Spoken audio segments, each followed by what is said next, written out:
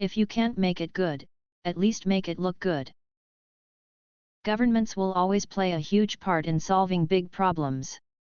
They set public policy and are uniquely able to provide the resources to make sure solutions reach everyone who needs them.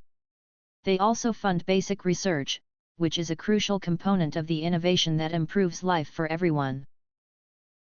Historically, privacy was almost implicit, because it was hard to find and gather information.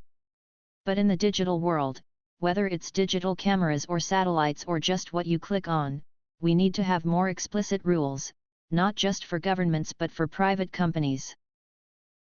I think it's fair to say that personal computers have become the most empowering tool we've ever created.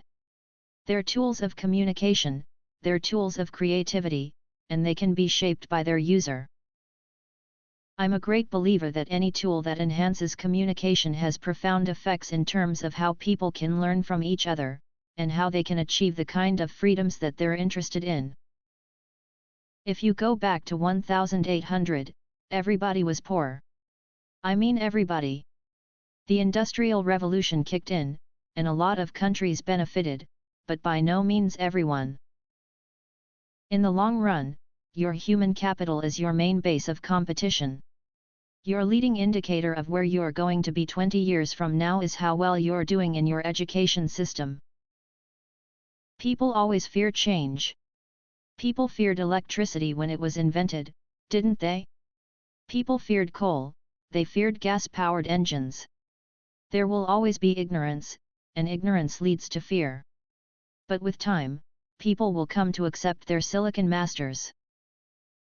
Security is, I would say, our top priority because for all the exciting things you will be able to do with computers, organizing your lives, staying in touch with people, being creative, if we don't solve these security problems, then people will hold back.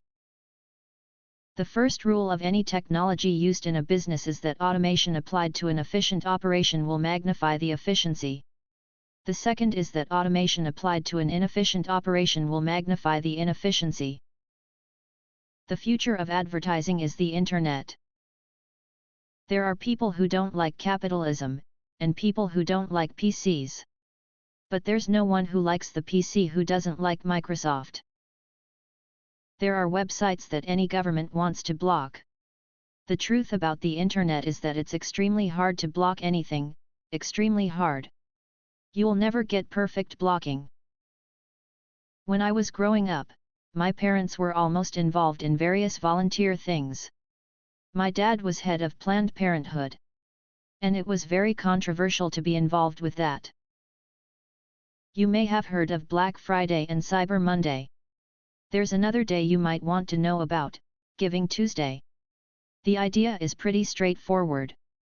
On the Tuesday after Thanksgiving, shoppers take a break from their gift buying and donate what they can to charity.